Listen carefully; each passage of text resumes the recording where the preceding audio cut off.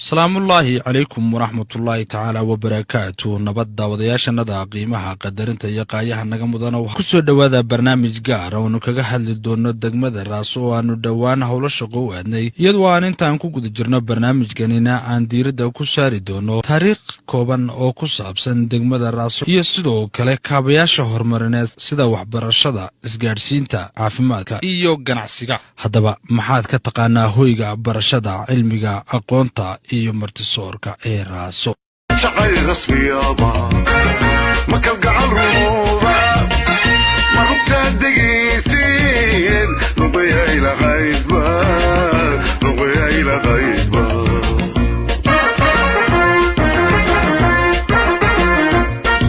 سقيو عرور رئيسيو نقاد ركدين تطور سقيو عرور رئيسيو نقاد ركدين تطور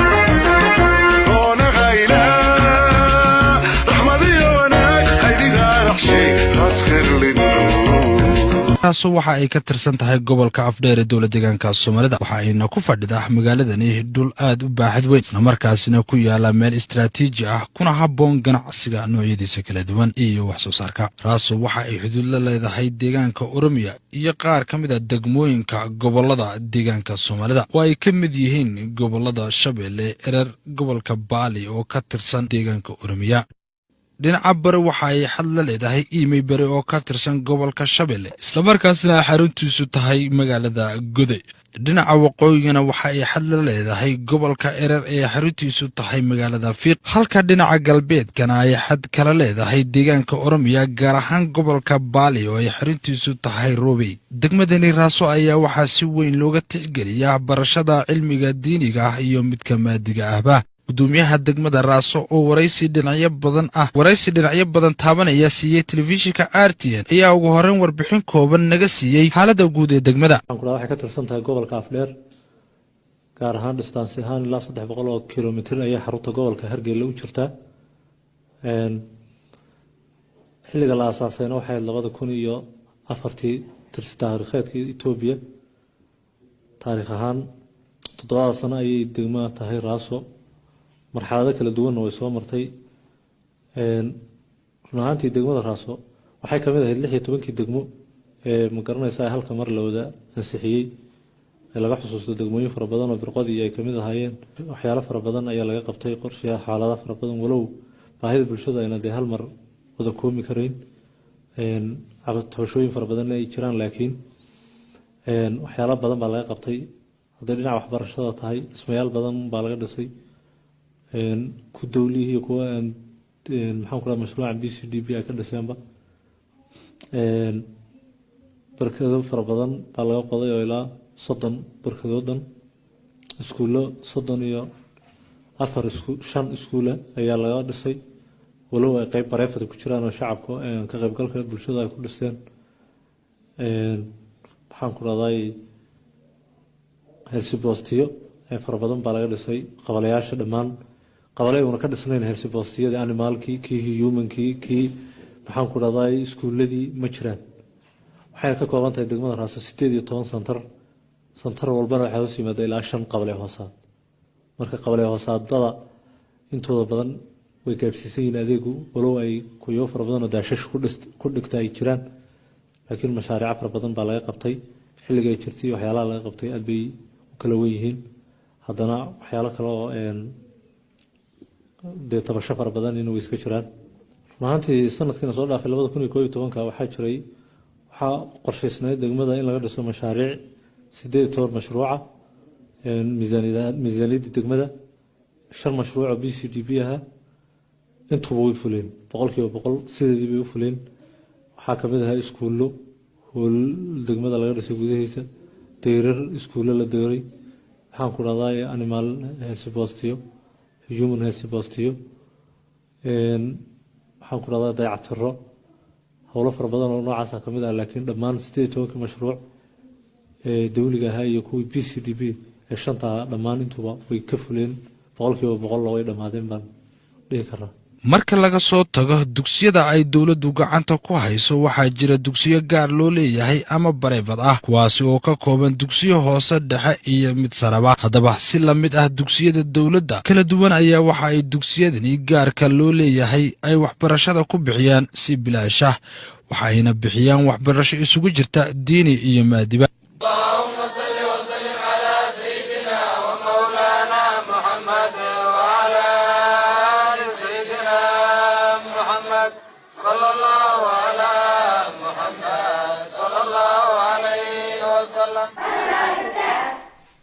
Come back.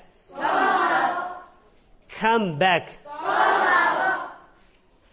Come in. Come in. ujeeddada ugu muhiimsan ee dugsiyadani loo aas-aasay ayaana ah sidii jiilasha soo koraya looga dhisi lahaa dhanka cilmiga iyo aqoonta kale ee maadiga ahba dugsigani abaadirna waxa uu ka mid yahay dugsiyada gaarka loo leeyahay islamarkaasna bixiya waxbarashada bilaashka ah waxaana wax ka barata arday isugu jirta wiilal iyo gabdhaba islamarkaasina lasoo hubiyey lana xaqiijiyey tayada aqoontooda islaamiga ah waana kan maamulaha dugsiga hoose dhexe sare ee abaadir maxamed axmed oo nooga warbixinaya noocyada kala duwan ee waxbarashada uu bixiyo dugsigani dugsiga waxaa la aasaasay taariikhdu markay ahayd 2013 kalanka caalamka Ethiopia 2005 ay ka beegnayd xilligaas la aasaasay wuxuu ahaa dugsigu private-ka ugu barta luqadaha oo kaliya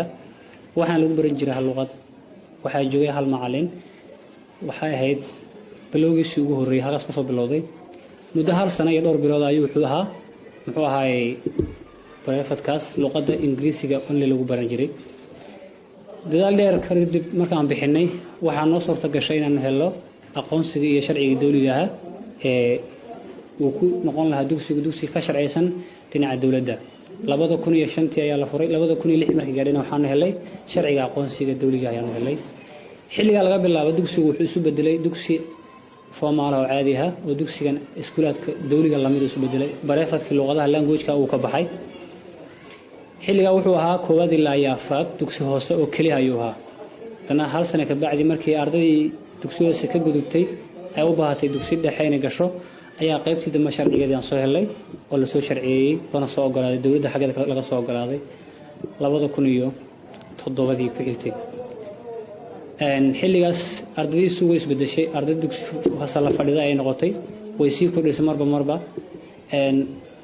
waxaa noqotay in uu yeesho dugsigu fasalkii 8-ka imtixaankii heer deegaan uu qaato xilliga markuu imtixaankii heerka deegaanna qaatay ee dugsigu fasalka 8 uu gaadhay wuxuu u baahday inuu gudbo dugsi sare xilligaas haddana mar labaad baan si hor la dawladda sharcigii dugsiga sare uga dalbanay waana naga aqbalay waana soo helay 2009 ayaanu helay sharciga dugsiga sare haatan wuxuu dugsigu marayaa dugsi hoose dugsi dhexe ilaa iyo dugsi sare koobaad ilaa iyo 12aad uu ka kooban yahay dugsigu fasalada uu ku baxaa iskuulku waxay ka kooban yihiin 27 fasal ay ku baxayaa oo ka dhaxaysa koobaad ilaa iyo 12aad u dhaxaysa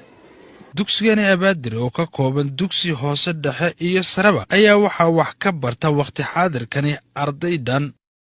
haddaan u gudbo tirada ardayda dhigata dugsiga hoose dhexe marka horeysa dugsiga hoose koobaad ilaa afraad laba waxaa dhigta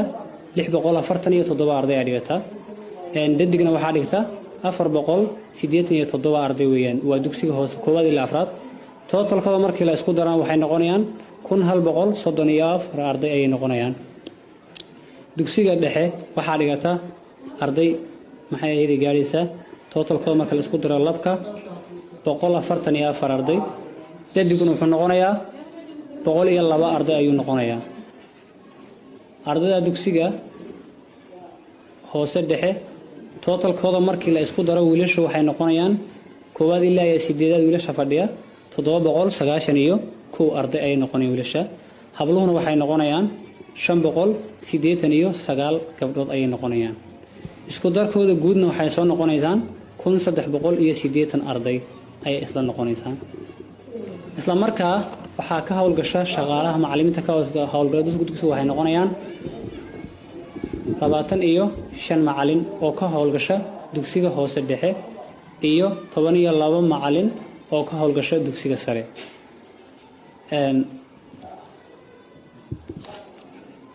macallimiinta dhowr qaybood ay isugu jiraan. TTI way leeyihiin, diploma way leeyihiin, degree way leeyihiin. dugsiga hoose TTI ayaa dhigta, dugsiga dhaxana waxaa dhiga diploma, dugsiga sarena waxaa dhigta macallimiinta muxuu ahaay degree-ga ah. isku darkooda macallinta waxay noqonayaan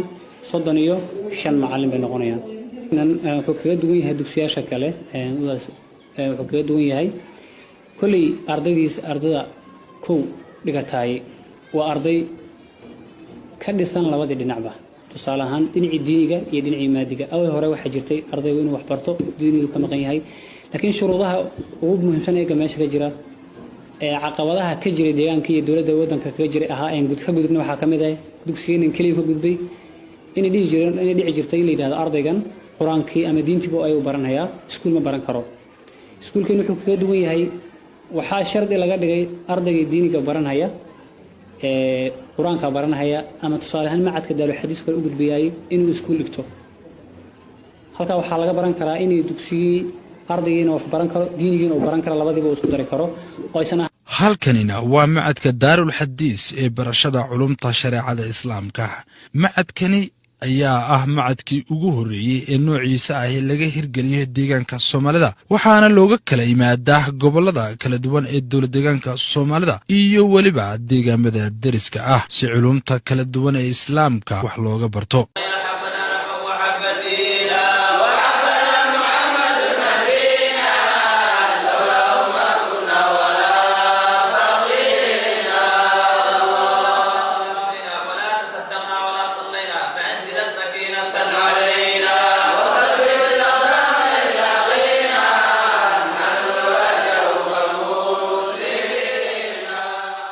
macadkani oo waxbarashada bixiya labada gelinba ayaa sidoo kalena waxaa qayb ka ah macadkani ardayda wax ka barata dugsiga hoose dhexe ee Abaadir. Sheekh Maxamed Qani Sheekh Maxamed Nuur waa maareeyaha macadka Daarul Xadiis, waxa uu nooga warbixinayaa macadkani. waqtiga taariikhdu ahayd taariikhdii hijriga 1437 bishii koowaad 15keeda maalintii la furay macadka. ilaa waqtiga xaliga marka wuxuu galay sanadii 5aad ayuu galay oo bishii 3aad ka maraya. macadka waqtiga la asaasay tirada ardayda ee lagu asaasay waxay ahayd hal fasal tiradiisuna ay dhantahay 37 arday oo wiilal ah, wax gabdha ayna ku jirin waqtigaas. macallimiinta ka howlgashana waxay ahaayeen 2 mucallin lagu asaasay. goobta lagu bilaabay macadka furitaankiisa hore wuxuu ahaa balbalo geeda ka samaysan ama darso, kolba qofka luqadda u yaqaanaba lahjada, oo ku taala masjidka leedahay masjidu raxma ee laga yaabo iminka inaad aragteen geeskiis ayuu ahaa. kadib markaa ardadu way soo kordhaysay, dafcadii ku xigta oo kaloo ku soo biirtay oo ahayd 45 arday, iyagana waxaan wiilal. dafcadii 3aad ayay gabdhuhu ku jireen. macadkaasoo ilaa waqtigan hadda xaaliga ardayda tiradooda ay marayso 420 arday. 420 arday bay tirada hadda ardayda macadka joogta maraysaa, halka ay ka yihiin wiilashu 318, gabdhuhuna ay yihiin 102 macadka dhigta. kadib markii macadkan loo soo wareejiyey dhismayaasha, markii la dhaho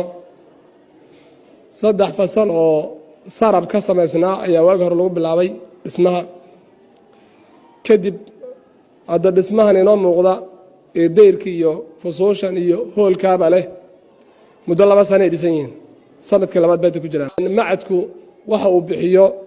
waa culumta shareecada islaamka. hasaate ardayda macadka dhigata shuruudo ay leedahay baa jirta. ardaygu shuruudda uu leeyahay waxaa ka mid ardaygu markuu macadka soo galayo awala marka hore waa inuu shahaado taxfiidul quraan waa inuu haysto. shuruudiisa labaad waxaa ka mid gelin buu macad ka dhigtaa gelinka kalena iskuulka inuu dhigtaa shardi ah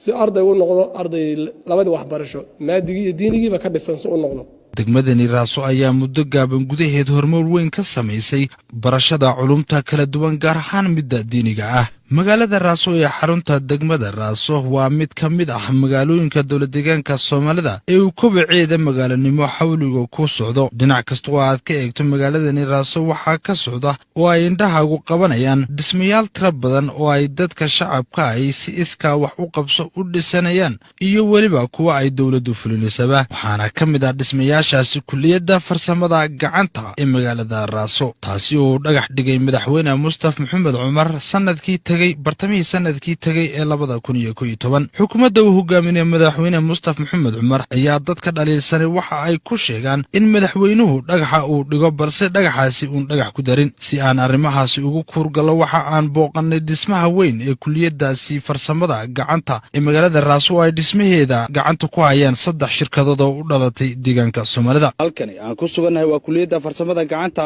ee degmada raaso ee gobolka Afdheer. sidaad u jeedaan halkan waxaa gabagaba maraya isla markaasina uu dhismihiisu meel fiican u maraya kulliyadda farsamada gacanta ee degmadani raaso kaasi oo ka kooban 19 bloog.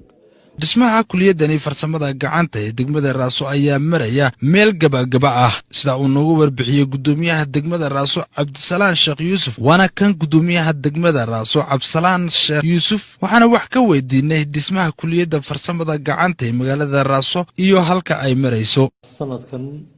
sanadkii hore dabayaaqadiisi ayaa ahayd 2011 xilli uu kormeer madaxweynaha deegaanka Mustafa Maxamed Cumar uu ku marayay gobolka Afdheer ayaa ahayd halkan yimiday kulliyadda farsamada ayuu dhagax dhigay bay ahayd. run ahaantii arrintaas meel fiican buu mashruucaasi marayaa weliba gabagaba ah waad arki kartaan oo hadda waa soo boqon kartaan iyadoon dhihi karno xubna xirfad maxaan ku dhahdaay lahaanshalay baa gacanta ku hayay mashruuca marka hore la soo siiyey oo hadhiyo habeenba dadaal u muujiyey u istaagay dhowr bilood gudahood ilaa hadda jiingadii guryihii inta badnaa way saaran yihiin dayrkii uu dhisan yahay dabaqyo xitaa intii ahayd way shuban yihiin shaqo xawli ah ka socota. mashruucaasi uu gabagaboweyna ma odhan karno laakiin meel fiican buu marayaa hadda. aadna waxaan ugu mahadcelinaynaa xubnaha gacanta ku haya laftigooda waana mashruucii uu 4 bilood ka hor la dhagax dhigay madaxweynuhu uu dhagax dhigay. marka taa halkan waxaan fariin uga diri lahaa barbagandooyin tiraahda xukuumaddan iyo madaxweyne Mustafa inta badan waxmu dhagax dhigaa waxna ma fulo waxna lagama qabto. runaantii waxaan dhigi karaa mashruucan technicalka raaso ayaa u ahaa jawaab 4 bilood ka hor ayay ahayd xilligu madaxweyne Mustafa uu dhagax dhigay haddana jiingadii baa saaran oo mashruuci waad booqan kartaan. marka mashaariicda uu madaxweynuhu dhagax dhigay hadda gabagabada ku dhow ka mid yahay. marka taasna fariintaas aan u dir lahaa aad ugu mahadcelinayaa madaxweynaha laftiisa.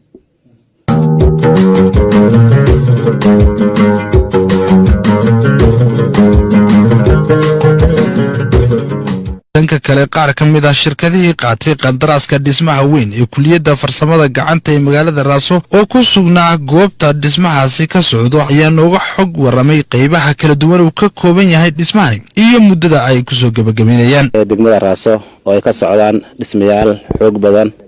oo lagu talagalay in looga faa'iideeyo bulshada deegaankan ku nool gaar ahaan 3 gobol ee Erer, Afdheer iyo gobolka Liibaan degmooyin ka mid ah. mashruucan saad u jeedaan waa mashruuc aad u ballaaran waa mashruuc loogu talagalay inay ka faa'iideystaan bulshada deegaanku ama degmadan gaar ahaan waa mashruuc awoodiisu ay badan tahay waa polytechnic loogu talagalay farsamada gacanta in uu bulshada deegaanka taqaanaa uu isbedel badan uu ka keeno. mashruucan xilliga la dhagax dhigay madaxweynuhu 5 bilood ka hor bay ahayd haddana wuxuu socdaa muddo 4 bilooda 4 bilood ee socdo habeen iyo maalin shaqo socota oo aan ka tagin weeyaan. maalinkii aan nimid ilaa ay hadda shaqadan hal habeen meel ma aan ka tagin sababtoo ah shaqadan annaga ka taqaanaa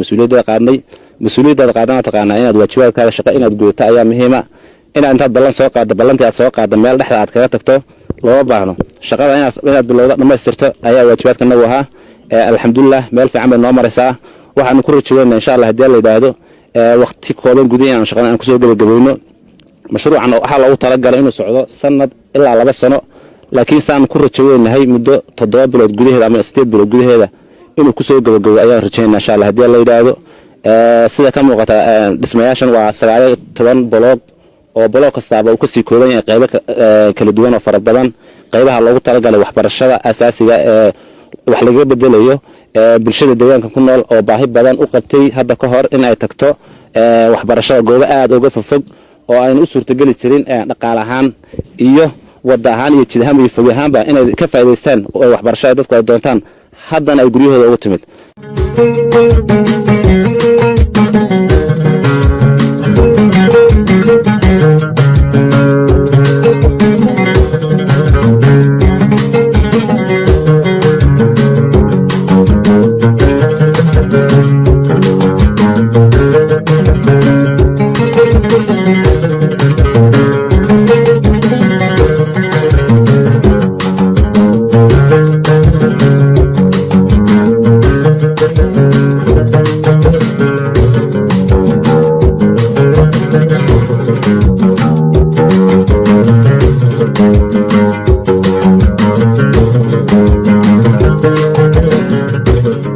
dhanka caafimaadka degmadani Raaso waxaa ka jira 2 xarumo caafimaad oo mid kamid ah yahay isbitaalka weyn ee magaalada Raaso kaasi uu dhismihiisa fuliyay Deeq Faarax Yuusuf ama shirkadda Kulmiye Construction Company waxaana dhismahan ku baxday adduun lacageed oo dhan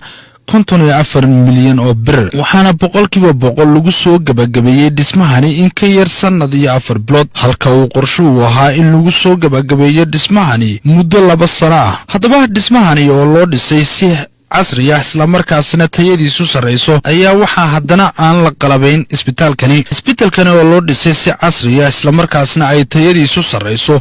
ayaa waxa uu sugayaa oo kaliya oo ay tahay qalabayn sidoo kale shacabka qaybihiisa kala duwan ee degmadani Raaso ayaa waxa ay tabayaan kaalintii dawladnimo shacabkani ayaana u bisil ama ku caan ah iska wax u qabsada ama ka qaybgalka bulshada waxa ayna ku hormariyeen magaaladani Raaso muddo gaaban haddaba waa kuwan qaar ka mid ah waxgaradka iyo odayaal dhaqameedka degmadani Raaso oo cabasho ka muujiyay adeegyada aasaasiga ah sida leedka caafimaadka biyaha isgaarsiinta iyo waliba jidadka magaalada Raaso waa magaalo nabadgelyo waa magaalo uu isku tashaday shacabkeedu wixii isagu uu qaban karo oo u taagan waxaa jira waxyaabo badan oo adeega dawladdu bixisaa oo shacabku isku tashaday oo sida iskuulo ay dhisteen oo fara badan waxaa jirta xilliga nimanka aynu ku jirro inay baahida asaasiga ka jirta magaalada Raaso ay aad u baaxad ballaaran tahay haddaan soo qaato qaybo ka mid ah magaalada baaxaddaa leh wax layra oo ay leedahay ma jiraan magaalada baaxaddaa leh wax taleefana oo ay leedahay ma jiro haba yaraatee midna waxba kama jiraan waxaa jira oo kale nolosha bini'aadamku waxay ku tiirsan tahay biyaha ay magaaladani ku nooshahay kambani looran jiray Akiir oo waddada sameeyey 12 sano ka hor eel uu waddada ku ruushsan jiray oo aanay cabbi jirin shaqaalaha kambanigaasi gindhid baa looga soo dhaamin jiray biyaha ay cabaan dadkana way uga digayeen biyaha aan dhaansaneen maanta cabno waa matoorkii kambaniga Akiir nooga tegey iyo ceelka ay qoday aan ku noolay iyaga shaqaaloodu aan ku cabbi jirin xafiiska biyaha waxaan ku codsanaynaa deegaanka muddo badan baan xogtiisa la soconnaa waxaanu ognahay degmooyin badan oo biyo loo jiiday oo intaasoo kiiloomitir ah oo wakhtigii la bilaabayba la dhammaystiray annagu muddo badan ayaannu biyahan webiga in naloo soo jiido aanu sugaynay dhul la qoday iyo carral halleeyey mooyeen waxa la hagaajinay maanaan arag 20 kiiloomitir jirta waxaanu ka codsanaynaa xafiiska biyaha isaguna inuu xil iska saaro isagoo alla ka cabsanaya inuu xil iska saaro oo biyaha si degdega nalagu soo jiido waxaan kaloon ka codsanaynaa ceelasha khadhaadh waa la macaaneeyaa dawladdu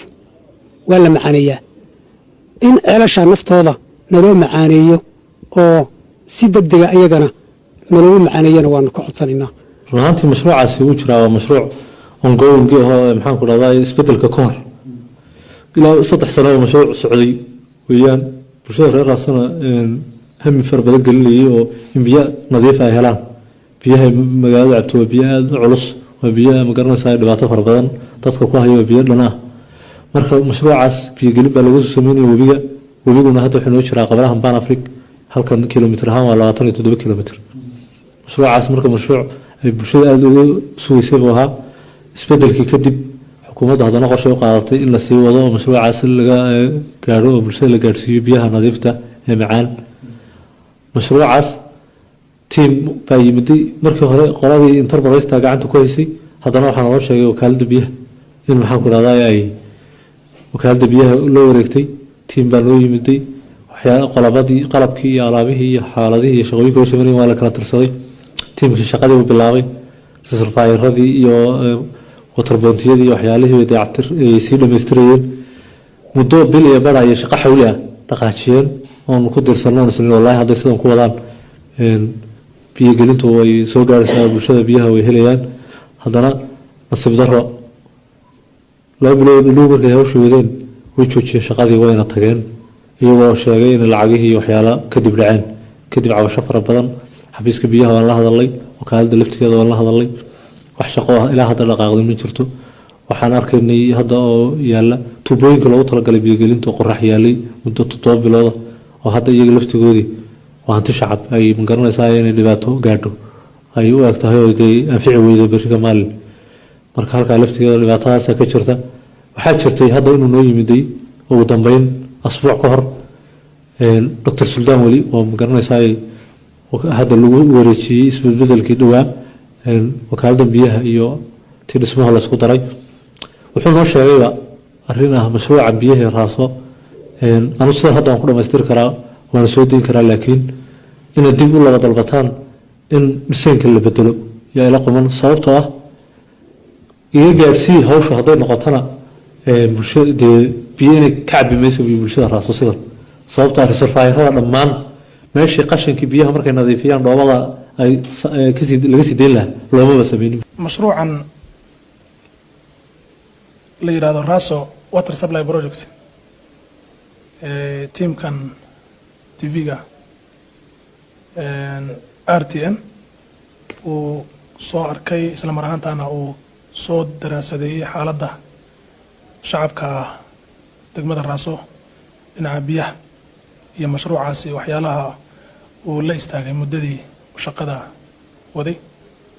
iyo caqabadaha ka jira mashruucani waxaa fulinaya xafiiska biyaha waa qandaraasadii 2011 mashaariicii wuxuu ka mid ahaa mashaariicyahan xafiiska ugu nimid xilligii xukuumadda cusbeyd waxaa gacanta ku hayay mashruucaasi qolo Liu Police Enterprise la yiraahdo mashruucaasi iyo mashaariic fara badan oo ilaa 10 ah yuu ka mid ahaa oon kansalay on termination ku sameynay markii aan isla qaadanay inay shakhsiyaadkaas mashaariicaas gacanta ku haya inaan sidii loo baahnaa inuu dhameystiri karin annagoo ka eegayna waxyaalaha ay qabteen waxyaalaha u dhiman iyo statuska mashruucaas u marayo mashruucaas wuxuu ka mid ahaa marka mashaariicii 2011 dib aanu u bixinay isla mar ahaantaana aanu dadajinay waxaan marka heshiis kala saxiixanay shirkadda la yiraahdo wakaaladda dhismaha biyaha ee dowladda deegaanka Water Works Enterprise iyo mashruucuna waxa weeye waa river intake waa biyogelin laga jiidahayo webiga sidaa daraadeed mashruucii gaabka meesha ka yimid ee shacabku hadda ay leeyihiin mashruuc ugu istaagay wax kale ma ahayn miisaaniyadda 2011 markii bishii 10aad gaaray bishii 11aad iyo tii 12aad ayuu gaab dhacay marka oo waayo contractorkii wixii la siiyayna wuu ka dhamaaday intuu wadi kara wuu waday shirkadii shaqaalaha meesha ka jooga mushaar iyo wax bay u baahanayaan shaqaalihii marka gaabka halka ka yimid wuxuu ahaa marka sanad miisaaniyadka gaabku ay shacabku leeyihiin mashruuc ugu istaagay mashruuc